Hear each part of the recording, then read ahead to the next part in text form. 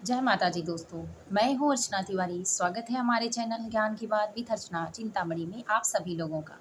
कैसे हैं आप लोग, ये बताने के लिए कमेंट बॉक्स में जय श्रीमन नारायण जय महालक्ष्मी जरूर लिखिए। दोस्तों, आप मेरी वीडियो कहाँ से देखते हैं कृपया करके कमेंट बॉक्स में ज़रूर बताइए। इससे पहले आप मेरे चैनल पर नए हैं, पहली बार मेरी वीडियो देख रहे हैं तो कृपया करके मेरे चैनल को सब्सक्राइब कर लीजिए। अगर मेरी वीडियो आपको पसंद आती है तो लाइक ज़रूर कर लीजिए। दोस्तों, वीडियो बेहद खास होने वाली है। ज़रूरी सबसे बड़ी बात कि आपके मन में कुछ ऐसे भी सवाल चलते हैं कि जिसका जवाब आपको एग्जैक्ट तरीके से नहीं मिल पाता है, तो आप हो जाते हैं परेशान। आज की वीडियो में हम बात करने वाले हैं निर्जला एकादशी पर व्रत में बाल धुलें या न धुलें। तो शास्त्र के अनुसार दिन शुक्रवार पड़ रहा है और शुक्रवार को बाल धुला जाता है, जिससे लक्ष्मी की प्राप्ति, लक्ष्मी का वास और लक्ष्मी आंगन से निवास करती हैं। लेकिन उस दिन निर्जला एकादशी पड़ने के कारण क्या बाल धुला जाता है?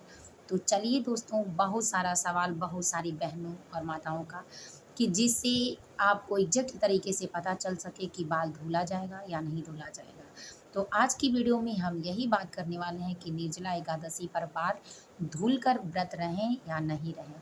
किन किन एकादशियों पर बाल धुलना बेहद मना होता है, किन किन रूपों में कौन सा उपाय आप कर सकते हैं। तो दोस्तों, आप हमारी वीडियो में एंड तक हमारे साथ बने रहें। तो चलिए दोस्तों, जानते हैं निर्जला एकादशी। निर्जला एकादशी साल में एक बार पड़ती है और 24 एकादशियों का फल इस एकादशी पर मिलता है। जो लोग साल का हर महीने का व्रत एकादशी का नहीं कर पाते हैं, अगर वो सिर्फ एक निराजल एकादशी का व्रत कर लेते हैं, तो उनको एक साल की निराजल एकादशी का फल प्राप्त हो जाता है। जबकि आप अगर खाकर भी हर महीने का व्रत करते हैं फलाहार वाला, तो भी आपको नीराजल का फल उस दिन मिल जाता है 24 एकादशियों का। बशर्ते एकादशी का व्रत नियम पालन करने का योग हमेशा मांगता है। अगर एकादशी व्रत में आप नियम नहीं रखते हैं तो आपके व्रत रहने से कोई फ़ायदा नहीं है। आपको फल तभी प्राप्त होता है व्रत का, जब आप संपूर्ण नियम के साथ शास्त्र के अनुसार विधि विधान के अनुसार व्रत का पालन करते हैं। तो दोस्तों, व्रत पालन में एक नियम ये भी है कि दिन शुक्रवार पड़ रहा है और एकादशी के दिन बाल धुलें या न धुलें। तो दोस्तों, शास्त्र के मुताबिक जब बड़ी तिथियां कोई पड़ती हैं जिसमें भगवान का जन्म उत्सव या भगवान से संबंधित उनके कृपा से संबंधित व्रत मनाया जाता है, या उस दिन दान पुण्य निष्ठा से व्रत रहा जाता है, निराजल व्रत रहा जाता है, उस दिन शास्त्र के हिसाब से बाल धोने का मनाही है। बिल्कुल बाल नहीं धुला जाता है।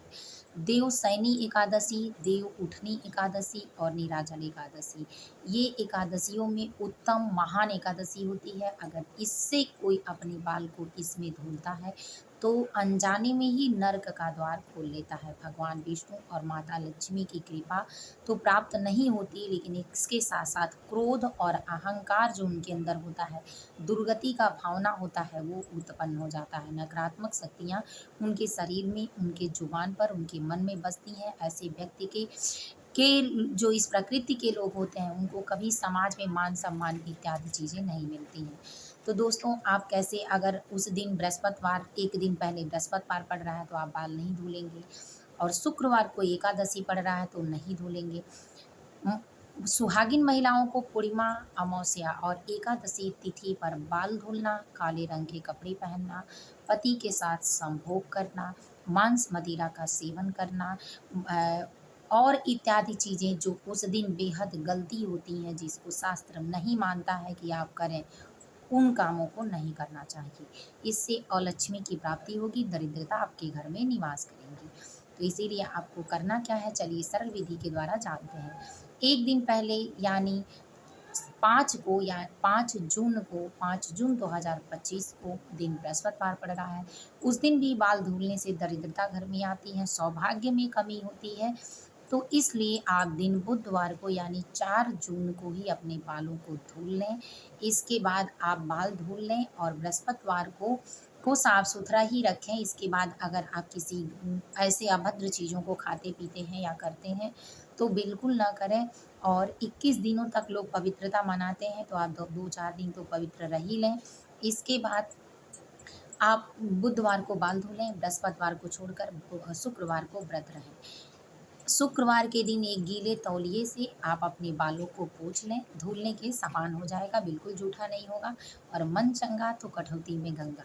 तो इसीलिए आप व्रत का नियम, बाल धुलने का नियम इस तरह से करके भगवान की पूजा विधि कर सकते हैं। माता लक्ष्मी की कृपा प्राप्त कर सकते हैं और नकारात्मक शक्तियों को भी दूर हटा सकते हैं। साफ सफाई के साथ, भजन कीर्तन के साथ इस व्रत को भी रख सकते हैं। तो चलिए दोस्तों, वीडियो को यही करती हूँ, फिर मिलूंगी एक नए वीडियो में नए ज्ञान के साथ। तब तक जय माता जी, जय श्रीमन नारायण। कमेंट बॉक्स में ज़रूर लिखिएगा।